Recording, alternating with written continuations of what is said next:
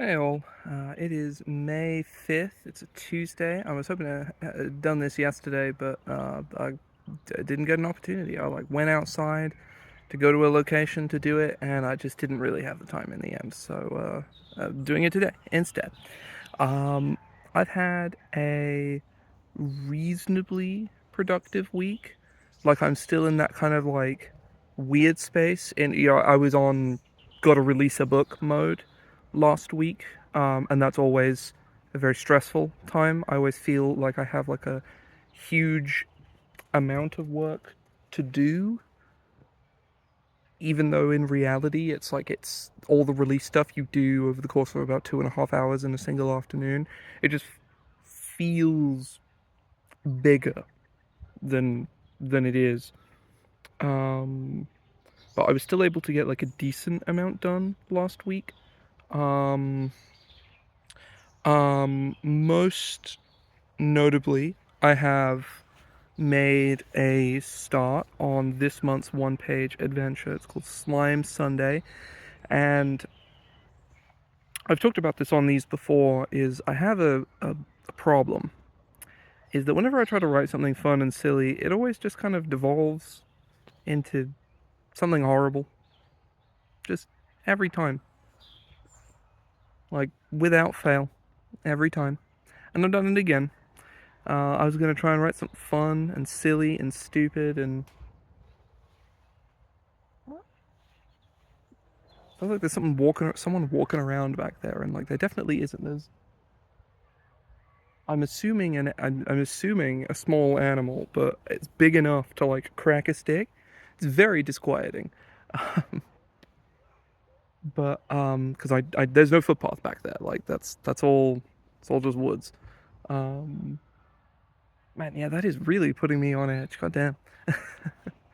Um, so yeah, I have this concept that is inevitably just turned into eldritch horror, and I think there's a non-zero chance that I like scrap what I have and go back to the drawing board and try and bring it back around to being fun.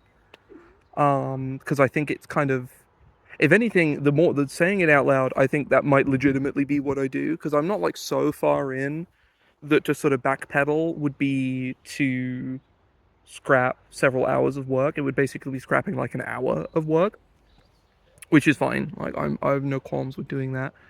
Um, Basically, I've introduced the sort of eldritch element. I've sort of introduced, um, and it's kind of overshadowing the thing I actually wanted from this circumstance. Oh, and I think there's a way that I can make it more interesting, and I can also strip out that like eldritch element and use it somewhere else, which I think because the element in and of itself I think is enough to sell an adventure, and blending the two things together is like really not helping. So I think honestly, when I get back from doing this, I'm like coming out to do this and then go buy groceries. Basically, I think when I get back, I that is going to be what I do. I think like talking it over live or live to myself ostensibly, um, and yeah, I think I want to remove that like elder element and try and get back, try and break the cycle, of keep writing terrible, awful things. Um, so yeah, that's primarily what I've been working on. Atop the Dragon Summit released on Friday.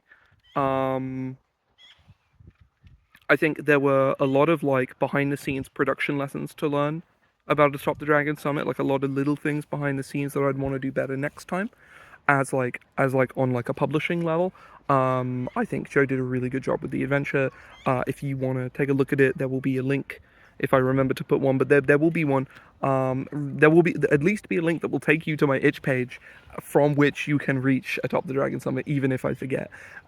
um, so that will all be down there if you want to give it a look. I realize I probably didn't put, and something I actually probably need to fix on the old page.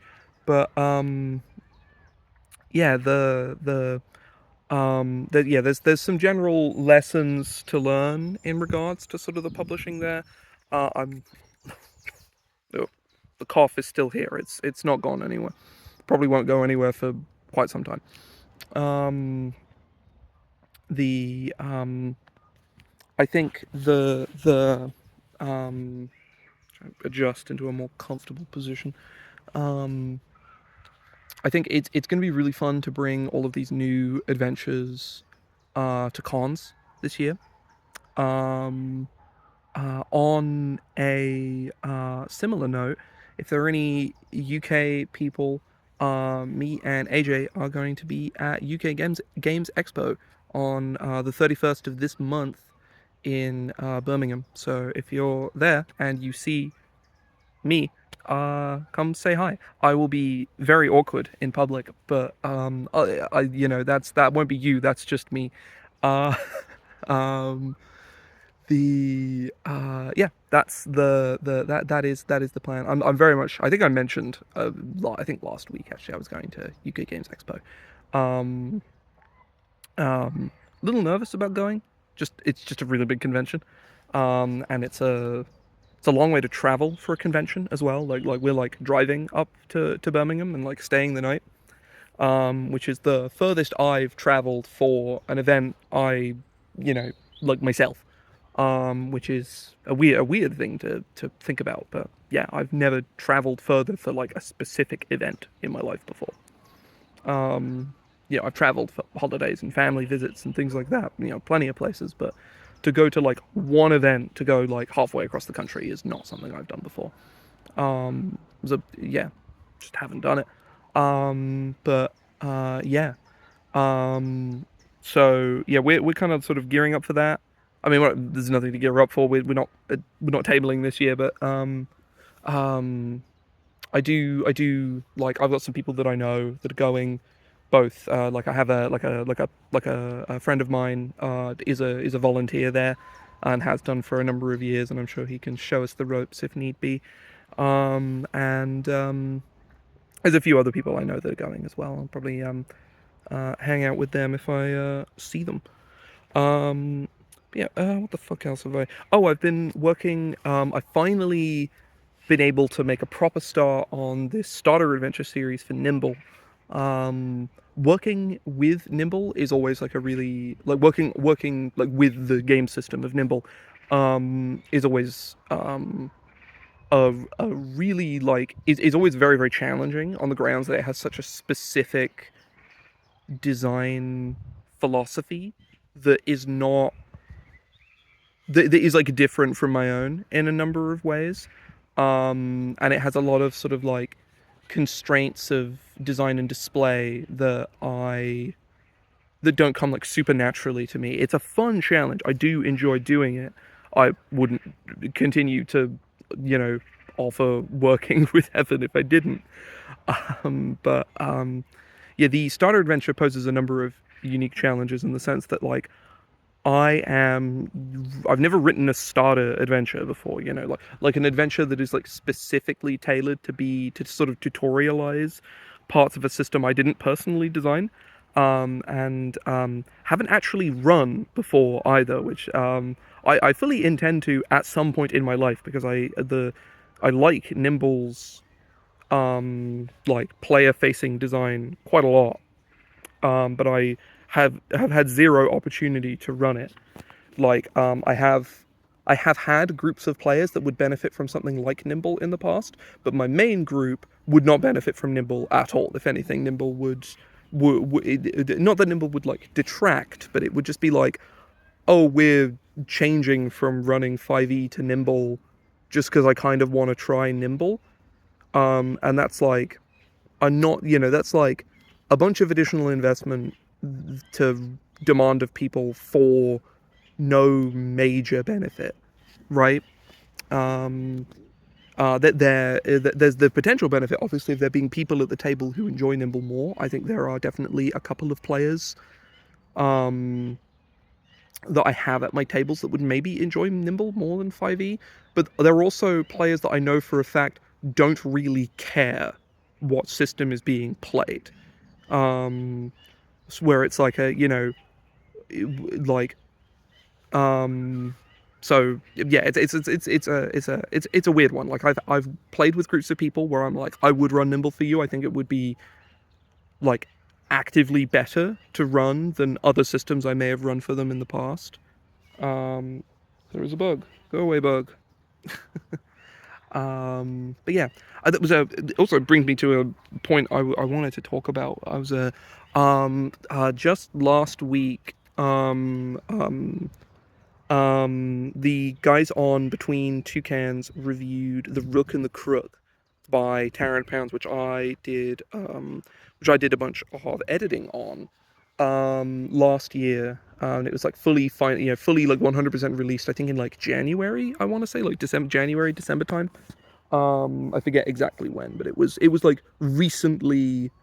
I believe it was like early this year, very late last year. I forget which. It'd been in like a public beta release for much longer since then, because Taran had been busy with trying to release Vagabond through tariff problems, um, and um, it was a really interesting listen. Like the stuff they had to say about the adventure, I thought was really interesting because it was like a group of people who many two of whom were like, we like Funhouse Dungeons, we think this is pretty good, these are the problems we have with it, and then one who was like, I don't like Funhouse Dungeons, so I kind of don't like it by default, but these are the things I do like about it, which is always like an interesting, like I've been listening to Between Two Cans very frequently for since they reviewed Pablo Depenna's Downward Spiral of the Lost, which like I released my first adventure was from the same jam that Downward Spiral of the Lost won. Like Downward Spiral was the winner of the jam, and I've worked with Pablo on a few things since then. Like Fathomless Bounty was a silver winner, which basically meant we were joint second, but like it's like, I guess joint fourth. I guess is like if you're talking in like podium type stuff. Basically, Downward Spiral 1 was the jam winner, and then there were 3 silver winners, second place, of which Fathomless Bounty was one. I think there was 10 bronze or copper winners. I think it was bronze winners. There was somebody else who I know was a copper winner. Hiskey was in there as well. So I've been listening since then, and I've sort of come to understand like their sort of dynamic that they have of and sort of nodding along and this adventure. Like I love The Rook and the Crook. I think it's phenomenal. I think it's like a fantastic adventure. Irregardless of my own biases of having worked on the thing, like it's a very, very cool adventure with a lot of really fun stuff going on in it. Um, and like their critiques were really interesting to hear from like I guess a second party perspective, because I didn't write the thing, but I did work on it, and I thought it was really fascinating to hear some of the insights on it. But the thing I wanted to sort of touch on of what's relating to Nimble is those 3 guys know of Vagabond, which is the Taran's system. That's a damn, that is a loud. Okay, it is a bike. Yeah, I guess it's a dirt bike or something. I don't know. Again, that's a road.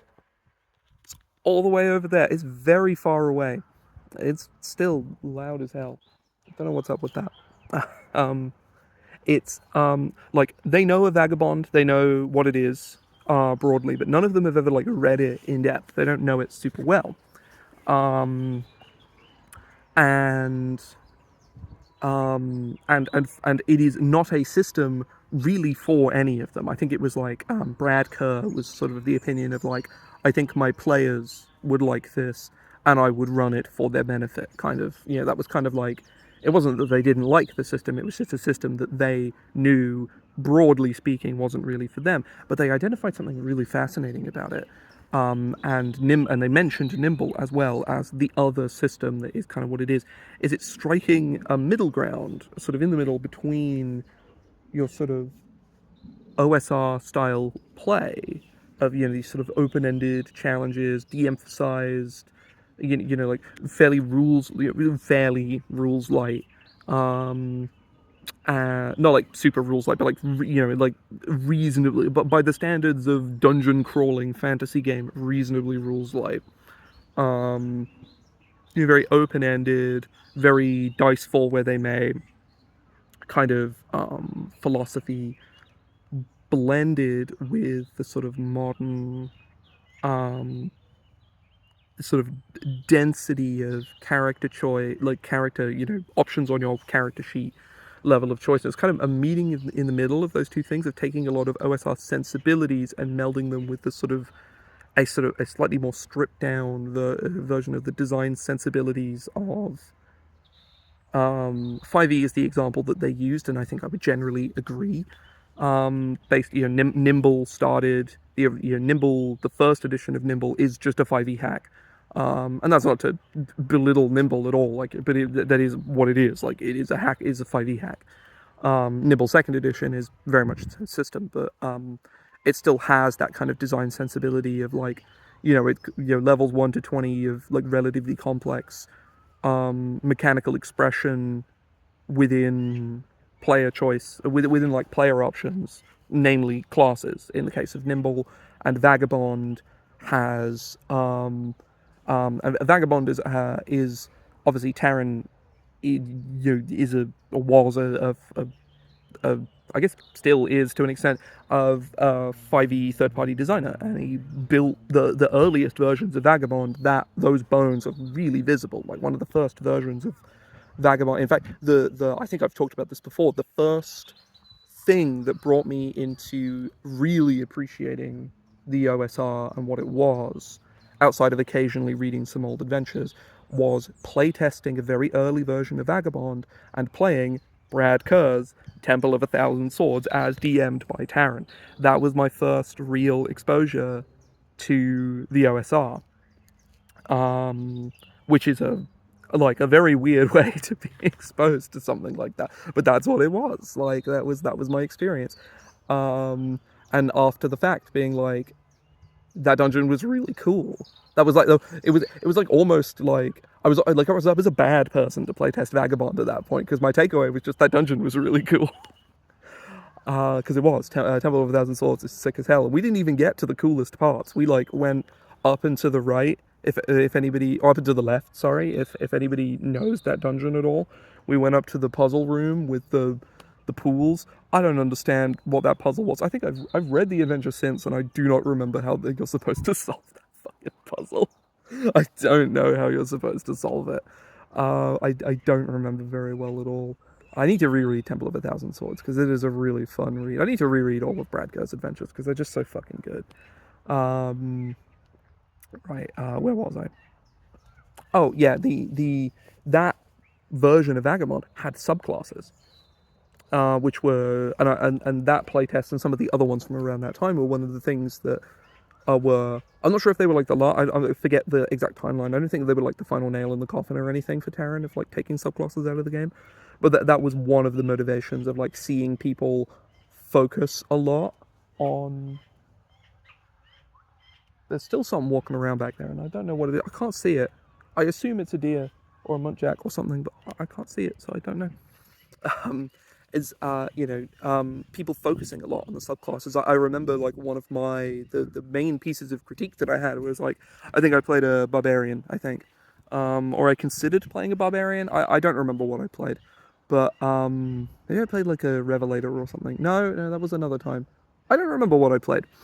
I probably have the PDF saved somewhere on my computer, but I remember reading through Barbarian, and there was like, oh, Barbarian looks really fun, and I read the subclasses, and I was like, oh, this one looks super awesome, and it was like, had all these cool abilities. And then the second one, it's like, core ability was like resistance to a damage type, and that was like the ability that you got when you picked the subclass. And I was like, man, that's really boring, and also not very good.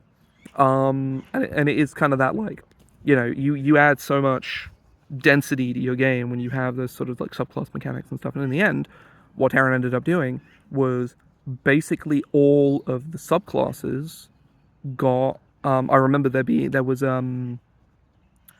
somebody who in that game, I do not remember who played a witch like the ice witch subclass where you could like make ice cubes to like block off terrain. It was like really really strong, and in the end, basically all of those like interesting subclass abilities just got turned into perks. Like that ice witch thing, it's a perk for the freeze spell. Or maybe I think it just got rolled into the freeze spell in the end. I forget off the top of my head. I know Vagabond like fairly well, but like I don't. It's not like and I have like the exact brand of mental illness where game mechanics just kind of are in here as opposed to like real stuff. But I it's not as drilled into my skull as like the sort of 5e isms that are just going to be in here for the until I die. Like I know kobolds have 5 hit points. I know goblins have 7 hit points. Like, is that useful information? Is that impressive information? No. Is it information I know anyway? Yeah.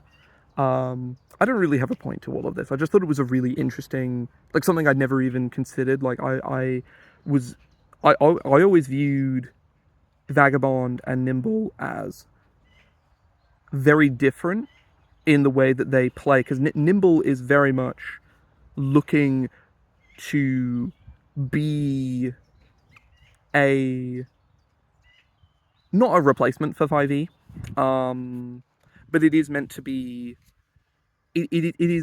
Nimble is like if I were to split 5e players into 3 casts, there would be about 50% of 5e players should probably just be playing Daggerheart instead, or some similar system. It's probably 4 casts, actually. 50% of them should just be playing Daggerheart, because they're looking for a story game and a slightly crunchy fantasy story game, and that's what Daggerheart is, and that's what D&D is not. Or that's what D&D struggles to be. Or D&D gets in the way of you trying to do. As much as I love it, it provides what I want.